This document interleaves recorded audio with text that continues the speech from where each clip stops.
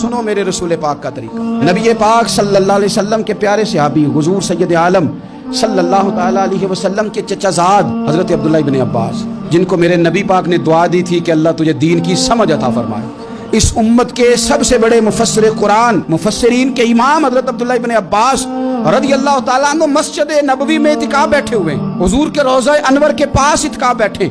करीम महबूब अलैहिस्सलाम के कदमों में एक बंदा अंदर आया मस्जिद में, तो आके परेशान होकर बैठ गया। हजरत अब्दुल्ला इब्न अब्बास इतिकाफ में थे, उठ के उसके पास गए, भाई बड़े परेशान हो, क्या हुआ?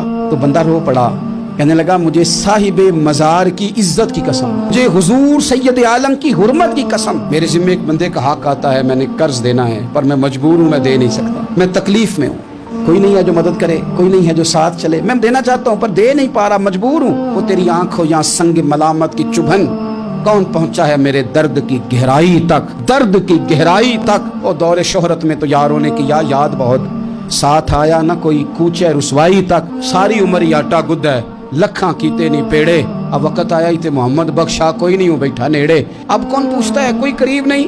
इतिकाफ में बैठे हज़रत अब्दुल्ला इब्न अब्बास, तो आप उस बंदे से कहने लगे मैं अगर तेरी उस बंदे से बात करूं तो कोई तेरा काम बनता है?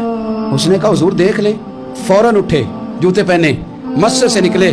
बंदा कहने लगा हुजूर शायद आप भूल गए, आप इतिकाफ में। तो हज़रत अब्दुल्ला इब्न अब्बास की आंखों में आंसू आ गए, फरमाया भूला नहीं, मुझे याद है, पर मैंने ना ज्यादा लंबा अरसा नहीं हुआ, बात करते करते रो पड़े। कहने लगा लंबा अरसा नहीं हुआ, मैंने साहिबे मज़ार से, इस गुंबद में आराम करने वाले नबी पाक से सुना है कि जो किसी भाई की एक मुश्किल हल कर देगा, अल्लाह उसे 10 साल इतिकाफ करने से ज्यादा सवाब अता फरमाएगा। 10 साल के इतिकाफ से अल्लाह ज्यादा अजर अता करेगा। मैंने ज्यादा अरसा नहीं हुआ, अभी लंबा अरसा नहीं हुआ, नबी पाक से ये बात मैंने खुद सुनी है कि जो किसी की एक मुश्किल हल करे 10 साल के इतिकाफ से ज्यादा सवाब मिलेगा।